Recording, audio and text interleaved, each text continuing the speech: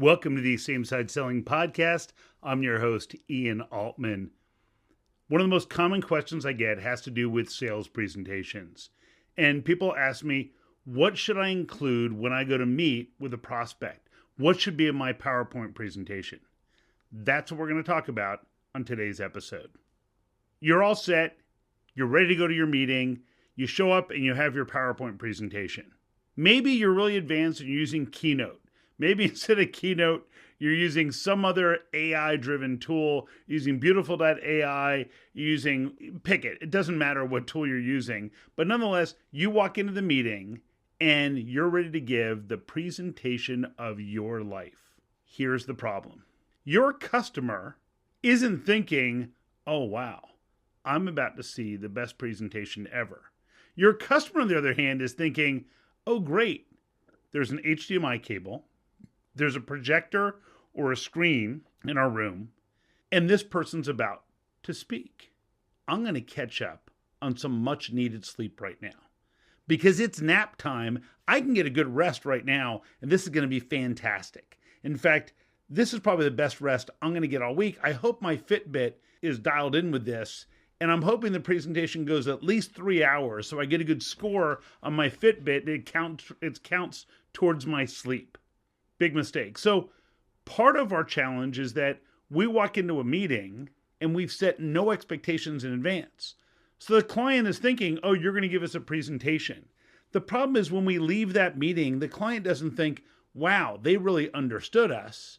The client instead is thinking, wow, they covered a lot of stuff in that meeting. And I don't know whether or not they can help us, but they certainly spent a lot of time on their slides.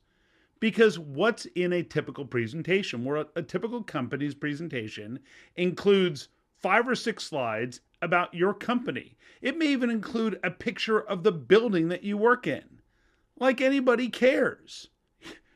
Maybe if you had animation of the building being constructed, it might be interesting.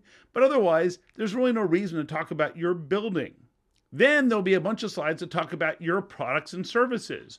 We have this product, we have that product. Maybe there's something that talks about how many employees you have. You may as well talk about how many memory cards you have, or how many spare HDMI cables you have around the office, or what kind of mouse you use. It's all irrelevant to the client. They don't really care about any of that stuff. So you've got that presentation, and then maybe you have a case study or two. And the case study usually says, here's this client, and here's why we were so brilliant in helping them. So I've now given a presentation that talks about me and my company, maybe talks about our buildings, a number of people, and how many widgets we have somewhere. Then we talk about the different products that we have, and then we give some case study examples. At that point, our client has probably slipped into a coma, and maybe the hope is we can convince them to buy some of our stuff. What should we do instead? Well, instead of taking this approach of talking about yourself, first thing you want to do is you want to set an expectation about the meeting that says, hey, we're going to be out there next Tuesday from 9 to 10. I don't yet know that we can help you. I'm going to spend at least the first half of the meeting asking questions to learn about your situation to see if we can even help. How does that sound? Oh, it sounds great. Okay. By the end of the meeting, you and I will either conclude we don't have a fit. If it looks like we might, we'll lay out our next steps together. How's that sound? That sounds great. So now I've just set an expectation that says, I'm not coming to give a presentation. I'm coming to learn about them.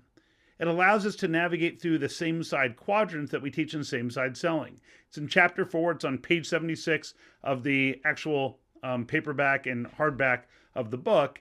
And it talks about us getting information about the client, about what they're trying to solve, why they need to solve it, how important it is to solve that, what results or success looks like, and who else needs to be involved. That way we have all the information they need to build a business case to make an informed decision.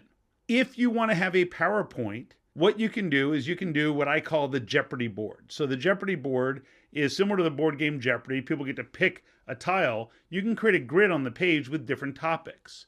And then when the client brings up a topic, what you can say to them is you can have the screen blank the whole time and say, look, I've got some slides. If you mention a topic that I have something relevant to share with you, I'll turn the screen on, I'll show you that, and then we'll go back to our conversation. How's that sound? Great. In that example, what you want to do is then be able to say to them, so here's someone else who was having a similar problem. Here's what that problem was costing them.